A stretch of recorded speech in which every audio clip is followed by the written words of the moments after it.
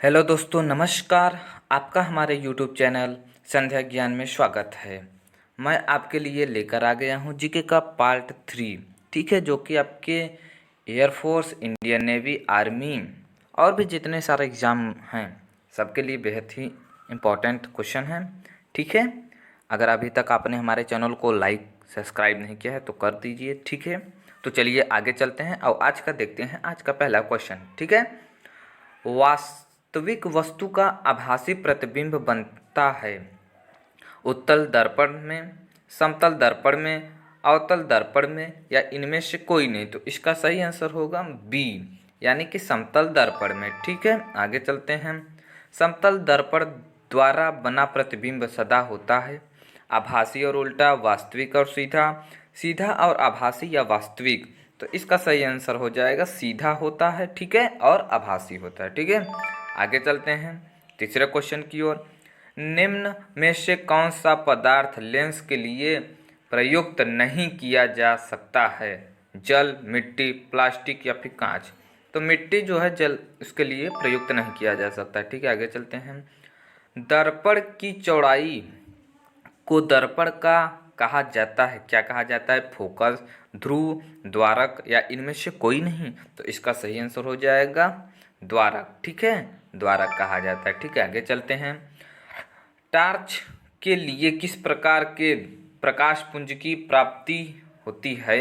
समांतर प्रकाश पुंज, संतृप्त प्रकाश पुंज या अपसृत प्रकाश पुंज या सभी कथन सत्य हैं। तो इसका जो आपका सही आंसर हो जाएगा वो बी हो जाएगा।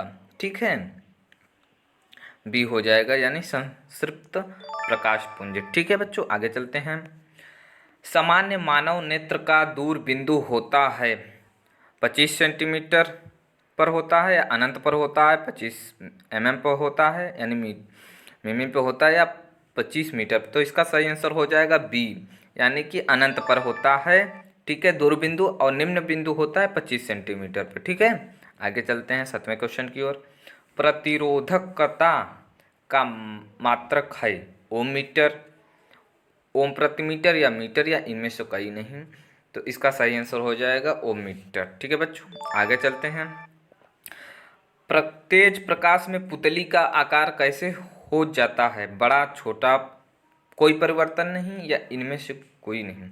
तो इसका सही आंसर होता है छोटा। ठीक है बच्चों, जो पुतली होता है वो आपका तेज प्रकाश में छोटा हो जाता है, लेकिन जब अंधेरा अंधेरा रहता है, ठीक है, तो आपका पुतली बड़ा हो जाता है। ठीक है, आगे चलते हैं 9वें क्वेश्चन की ओर।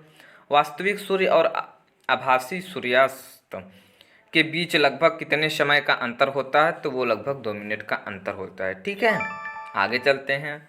डायनमो से किस प्रकार की धारा प्राप्ति होती है? दृष्ट धारा, प्रत्यावर्ती धारा या दोनों या इनमें से कोई नहीं।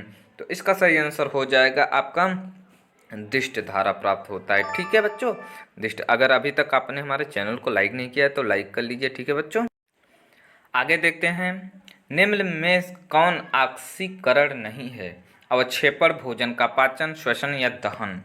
जो आपकी अवक्षेपण है वो ऑक्सीकरण नहीं है। ठीक है, आगे चलते हैं। दही में किस प्रकार का अम्ल पाया जाता है?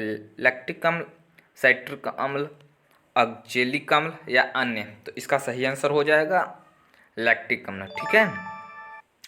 प्राकृतिक गैस का दहन किस प्रकार का रासायनिक अभिक्रिया है? संयोजन अभिक्रिया, अपघटन अभिक्रिया या ऊष्माक्षेपी अभिक्रिया या विघटन अभिक्रिया। तो इसका सही आंसर हो जाएगा सी, यानी कि ऊष्माक्षेपी अभिक्रिया। ठीक है, आगे चलते हैं। जिंक तथा लेड कॉपर की अपेक्षा क्या होते हैं? तो जिंक हो लेड और कॉपर की अपेक्षा जो है आपका क्या बोलते हैं, अधिक क्रियाशील होता है। ठीक है, बी आंसर सही हो जाता है। जस्ता के क्या है? Zinc blende, bauxite, sodium chloride, cinnabar. तो इसका सही आंसर हो जाएगा जिंक ब्लेड। ठीक है, आगे चलते हैं। मैग्नीशियम के दहन से जो उत्पादक बनते हैं वह अम्लीय हैं, उदासीन हैं, क्षारीय हैं या सभी हैं। तो इसका सही आंसर हो जाएगा सी, यानी कि क्षारीय। ठीक है, आगे चलते हैं। ताम्र एवं टीन के मिश्र धातु को क्या कहते हैं? पीतल, ड्यूलुमीन, कांसा या फिर सोल्डर। तो इसका सही आंसर हो जाएगा सी, यानी कि कांसा बोलते हैं। ठीक है, निम्न में से कौन विद्युत का सुचालक है? इथेनॉल, ग्रेफाइट, हीरा या एल्कीन? तो इसका सही आंसर हो जाएगा आपका बी यानी कि ग्रेफाइट। ठीक है बच्चों, आगे चलते हैं। रबर निम्न में किसका बहुलक है? तो रबर जो है आइसोप्रीन का बहुलक है। ठीक है, आगे चलते हैं। निम्न में से किस पदार्थ में ऑक्सीजन नहीं है? तो मिट्टी का तेल। ठीक है, यही सही आंसर हो जाएगा, क्योंकि मिट्टी के तेल में ऑक्सीजन नहीं पाया जाता, इसलिए इसमें सोडियम रखा जाता है, क्योंकि अगर सोडियम को हवा में रखेंगे तो ऑक्सीजन के साथ क्रिया कर कर विस्फोट हो सकता है। ठीक है बच्चों, तो आज के लिए इतना ही। तब तक के लिए नमस्कार, और हमारे चैनल को भी सब्सक्राइब कर लीजिएगा। ठीक है बच्चों, तब तक के लिए नमस्कार। जय हिंद, जय भारत।